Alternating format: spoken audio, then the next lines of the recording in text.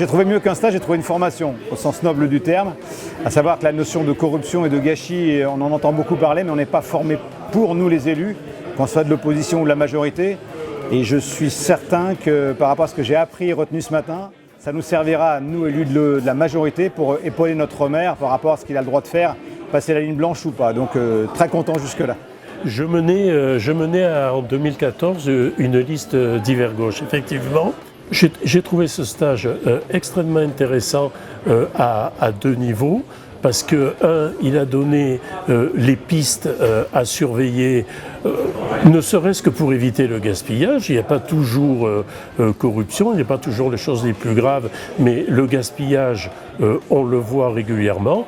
Et puis, un mode opératoire. Que faire, qui saisir? Oui, c'est très intéressant parce qu'on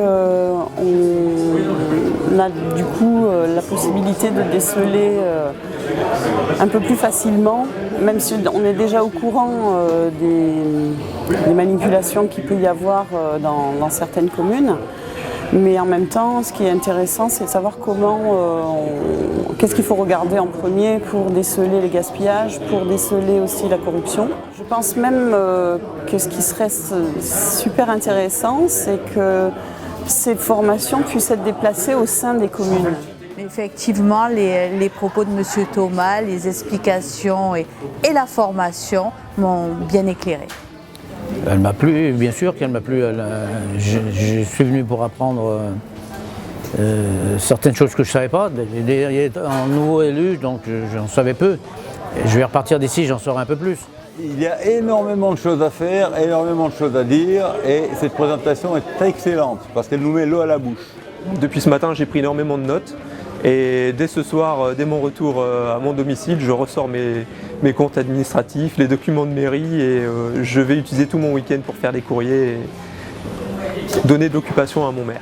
Je trouve que c'est très intéressant et je pense que les choses devenant très difficiles maintenant, il faut que les élus aient les capacités de réagir.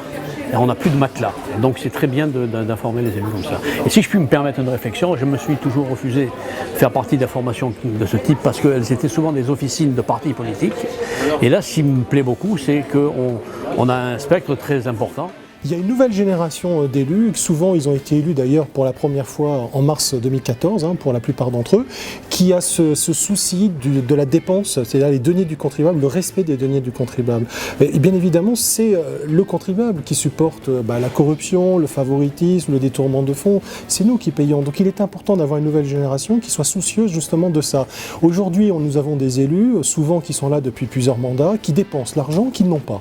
Et sur des dépenses dont on peut douter de l'intérêt communal ou pour la collectivité locale.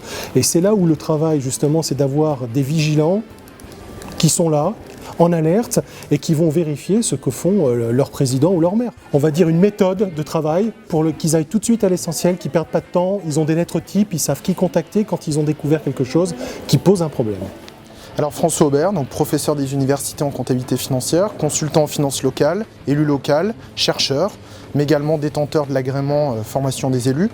Donc l'idée, c'est de proposer une formation unique sur la lutte contre les abus financiers, le gaspillage, mais également la corruption, pour renforcer le droit et la vigilance de tous les élus, qu'ils soient majoritaires ou opposants, au sein des différentes collectivités, pour détecter sur chaque territoire les anomalies de gestion. L'idée de cette formation est partie d'un constat et de rapports qui disent que la corruption coûte en France 10 milliards d'euros aux contribuables locaux, c'est énorme.